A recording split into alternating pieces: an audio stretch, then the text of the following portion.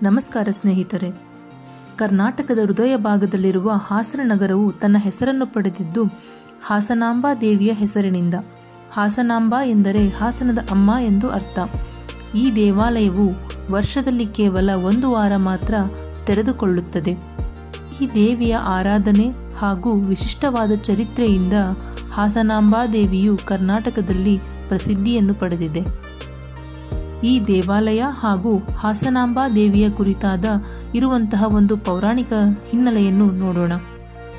ಪೌರಾಣಿಕ ಕಥೆಯ ಪ್ರಕಾರ ಸಪ್ತಮಾತೃಕೆಯರಾದ ಬ್ರಾಹ್ಮಿ, ಮಹೇಶ್ವರಿ, ಕೌಮಾರಿ, ವೈಷ್ಣವಿ, ವರಾಹಿ, ಇಂದ್ರಾಣಿ ಮತ್ತು ಚಾಮುಂಡಿ ಇವರು ಭೂಮಿಯ ಮೇಲಿನ ದುಷ್ಟ ಶಕ್ತಿಗಳನ್ನು ನಾಶ ಮಾಡುವ ಸಲುವಾಗಿ ಭೂಮಿಗೆ ಇಳಿದಾಗ ದಕ್ಷಿಣ ಭಾರತಕ್ಕೆ ಬಂದು ಹಾಸನ ಪ್ರದೇಶಕ್ಕೆ ಬಂದಾಗ ಇಲ್ಲಿರುವ ಪ್ರಕೃತಿ ಸೌಂದರ್ಯವನ್ನು ನೋಡಿ ಮೈಮರೆತು ಇಲ್ಲಿಯೇ ನೆಲೆಸಲು ದೃಢ ಸಂಕಲ್ಪವನ್ನು ಮಾಡಿದರು.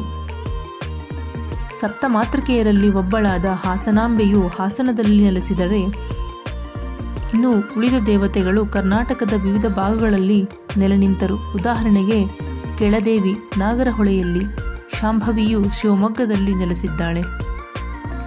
ಹಾಸನಾಂಬಾ ದೇವಿಯು ಹಾಸನ ಪ್ರದೇಶವನ್ನು ಆಯ್ಕೆ ಮಾಡಲು ಕಾರಣವೇನೆಂದರೆ ಇಲ್ಲಿನ ಶಾಂತವಾದ ಪರಿಸರ ಮತ್ತು ಜನರ ಭಕ್ತಿ ಹಾಗೂ ಪಾವಿತ್ರತೆ. ಅವಳ ರೂಪ ಚಾಮುಂಡಿ ದೇವಿಯಂತೆಯೇ ಉಗ್ರವಾಗಿದ್ದರೂ ಭಕ್ತರಿಗೆ ಮೃದು ಹೃದಯಾಗಿ ಕರುಣೆ ತೋರುವ ತಾಯಿಯಂತಿರುವಳು. ಈ ದೇವಿಯು ಎಷ್ಟು ಶಾಂತ ಸ್ವರೂಪಳೋ ಅಷ್ಟೇ ಉಗ್ರರೂಪಳು. ಇದಕ್ಕೆ ಪೂರಕವಾದ ಒಂದು ಕಥೆ ಎಂದರೆ ಹಾಸನ ನಗರಕ್ಕೆ ಒಮ್ಮೆ ಕಾಬೇರು ಗೋರಕ್ಷಕರು ಎಂಬ ಗೋರಕ್ಷಕ ಸಮುದಾಯದ ಕುಟುಂಬವು ಬಂದಿತ್ತು. ಅವರು ದೇವಿಯ ಆರಾಧನೆಯನ್ನು ಮಾಡದೆ ಅವಳ ಸನ್ನಿಧಿಯ ಮುಂದೆಯೇ ಅಪಮಾನವಾಗಿ ವರ್ತಿಸಿದರು. ಇದರಿಂದ ಕೋಪಗೊಂಡ ದೇವಿಯು ಅವರನ್ನು ಕಲ್ಲಿನ ಮೂರ್ತಿಗಳಾಗಿ ಪರಿವರ್ತಿಸಿದಳು. ಇಂದೂ ಕೂಡ ಈ ಕಲ್ಲಿನ ರೂಪದಲ್ಲಿರುವ ಆ ಕುಟುಂಬದ ಮೂರ್ತಿಗಳು ದೇವಾಲಯದ ಹೊರಗಡೆ ಕಾಣಸಿಗುತ್ತವೆ. ಈ ದೇವಾಲಯವು ವರ್ಷದಲ್ಲಿ ಕೇವಲ ನಿರ್ದಿಷ್ಟ ಸಮಯದವರೆಗೂ ಮಾತ್ರ ತೆರೆದಿರುತ್ತದೆ. ಅಂದರೆ 1 ವಾರದವರೆಗೂ ಮಾತ್ರ ತೆರೆದಿರುತ್ತದೆ. ಹಿಂದೂ ಮಾಸದ ಆಶ್ವಿಜ ಹುಣ್ಣಿಮೆಯ ನಂತರದ ಗುರುವಾರವಂದು ಈ ದೇವಾಲಯದ ಬಾಗಿಲನ್ನು ತೆರೆಯಲಾಗುತ್ತದೆ ಮತ್ತು ದೀಪಾವಳಿಯಂದು ಅಂದರೆ ಬಲಿಪಾಡ್ಯಮಿಯ ದಿನದಂದು ಈ ದೇವಾಲಯವನ್ನು ಮುಚ್ಚಲಾಗುತ್ತದೆ. ಅಂದರೆ ಪ್ರತಿ ವರ್ಷ ಅಕ್ಟೋಬರ್ ಹಾಗೂ ನವೆಂಬರ್ ತಿಂಗಳಿನ ಕೆಲವು ದಿನಗಳಲ್ಲಿ ಈ ದೇವಾಲಯವನ್ನು ತೆರೆಯಲಾಗುತ್ತದೆ. ಈ ದೇವಾಲಯಕ್ಕೆ ತನ್ನದೇ ಆದ ವಿಶಿಷ್ಟತೆಗಳಿವೆ. ಅದರಲ್ಲಿ ತುಪ್ಪದ ದೀಪವೂ ಒಂದು. ದೇವಾಲಯವನ್ನು ಮುಚ್ಚುವ ಮೊದಲು ತುಪ್ಪದ ದೀಪವನ್ನು ಹಚ್ಚಿ ದೇವಾಲಯದ ಬಾಗಿಲನ್ನು ಹಾಕಲಾಗುತ್ತದೆ. ಮುಂದಿನ ವರ್ಷ ದೇವಾಲಯವನ್ನು ತೆರೆದಾಗ ದೀಪವು ಹಾಗೆಯೇ ಉರಿಯುತ್ತಿರುತ್ತದೆ. ಹಾಗೂ ದೇವಾಲಯದ ಒಳಗೆ ಕಾಣಿಕೆ ರೂಪದಲ್ಲಿ ಉಳಿದಿರುವ ಬಾಳೆಹಣ್ಣುಗಳು, ಹೂವುಗಳು, ಅಕ್ಕಿಯಂತಹ ಕಾಣಿಕೆಗಳು ಮುಂದಿನ ವರ್ಷ ಬಾಗಿಲನ್ನು ತೆರೆದಾಗಲೂ ಸಹ ಹಾಗೆಯೇ ಹಾಳಾಗದೇ ಇರುತ್ತವೆ. ದಂತಕಥೆಗಳ ಪ್ರಕಾರ ದೇವಾಲಯದ ಸುತ್ತಮುತ್ತಲೂ ಪೂರ್ವಕಾಲದಲ್ಲಿ ಮಹಿಳೆಯರು ಕಾರದ ಪುಡಿಯನ್ನು ಕಟ್ಟುತ್ತಿರುತ್ತಾರೆ. ಈ ಕಾರದ ಪುಡಿಯ ಘಾಟಿನಿಂದ ದೇವಿಯ ಕಣ್ಣುಗಳಲ್ಲಿ ನೀರು ಬರಲು ಪ್ರಾರಂಭವಾಗುತ್ತದೆ.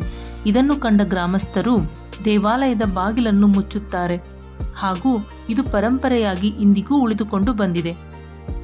ಒಂದು ದಂತಕಥೆಯ ಪ್ರಕಾರ ಒಬ್ಬ ಮುಗ್ಧ ಸೊಸೆಯು ಹಾಸನಾಂಬಾ ದೇವಿಯನ್ನು ಭಕ್ತಿಪೂರ್ವಕವಾಗಿ ಪೂಜಿಸುತ್ತಿರುತ್ತಾಳೆ. ಆಕೆಯು ಬಹುಕ್ರೂರಿಯಾಗಿದ್ದು ಅವಳನ್ನು ಯಾವಾಗಲೂ ಹಿಂಸಿಸುತ್ತಿರುತ್ತಾಳೆ. ಒಂದು ದಿನ ಅವಳ ಮೇಲೆ ಹಲ್ಲೆ ಮಾಡಿದಾಗ ಅವಳು ಹಾಸನಾಂಬಾ ದೇವಿಯನ್ನು ಸ್ಮರಿಸುತ್ತಾಳೆ. ಆಗ ದೇವಿಯು ಪ್ರತ್ಯಕ್ಷವಾಗಿ ಆ ಅತ್ತೆಯನ್ನು ಕಲ್ಲಾಗಿಸುತ್ತಾಳೆ. ಈ ಕಲ್ಲನ್ನು ಇಂದಿಗೂ ದೇವಾಲಯದ ಒಳಗೆ ಕಾಣಬಹುದು. ಒಂದು ಪ್ರತೀತಿಯ ಪ್ರಕಾರ ಈ ಕ್ರೂರಿ ಅತ್ತೆಯ ಕಲ್ಲು ನಿಧಾನವಾಗಿ ಚಲಿಸುತ್ತಾ ಇರುತ್ತದೆ. ಹೀಗೆ ಚಲಿಸುತ್ತಿರುವ ಕಲ್ಲು ಎಂದು ದೇವಿ ಕಲ್ಲನ್ನು ತಲುಪುತ್ತದೆಯೋ ಅಂದಿಗೆ ಈ ಕಲಿಯುಗವು ನಾಶವಾಗುತ್ತದೆ ಎಂದು ನಂಬಲಾಗಿದೆ.